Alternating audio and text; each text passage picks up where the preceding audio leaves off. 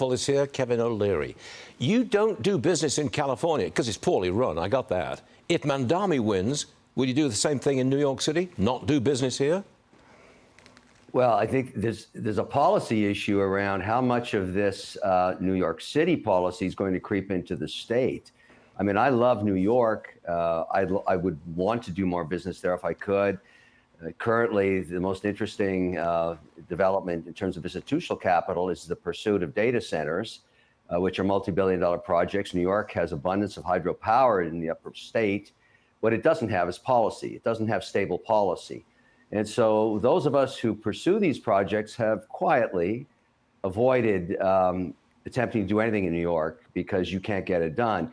It really doesn't matter about the politics, and I understand the challenge the Democratic Party is having trying to brand itself or rebrand itself with people like this. Mamdani is probably not on brand for the new direction the Democrats want to go, to a more centrist place.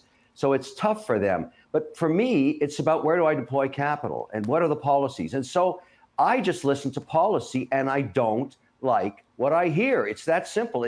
I don't have to do business there, Stuart. There's plenty of other places to go. Yep. And that's where I go. And that's what the state needs to understand. Yep. It's a competition. Never chase capital away. That's a terrible thing to do. Now, President Trump says more trade deals are on the way.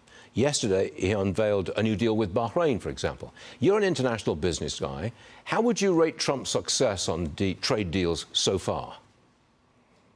Where I think this whole thing is going, and so far I've been right, is that Trump is putting in place effectively a VAT tax, a value-added tax, a consumption tax, but he's not calling it that. Because when you start to see tariff rates between 10 and 12%, that's a reciprocal tariff on the European countries, the Swiss, the French, the British, the Canadians. It's the same thing. They have VAT taxes around that amount.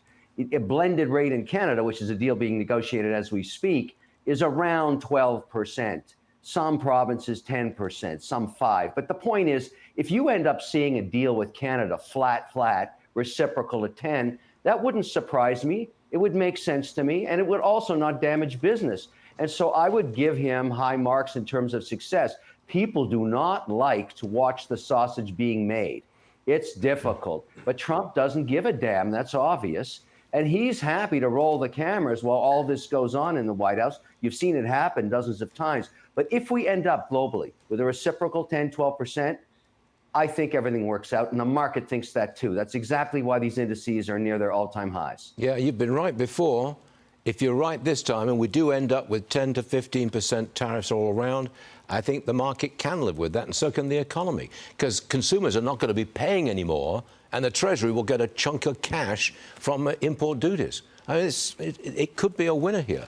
Kevin, I'm sorry to drone on myself, but it was great having you on the show, and I hope you can come and see us again real soon. Thank you, Kevin O'Leary. Take care. See you soon.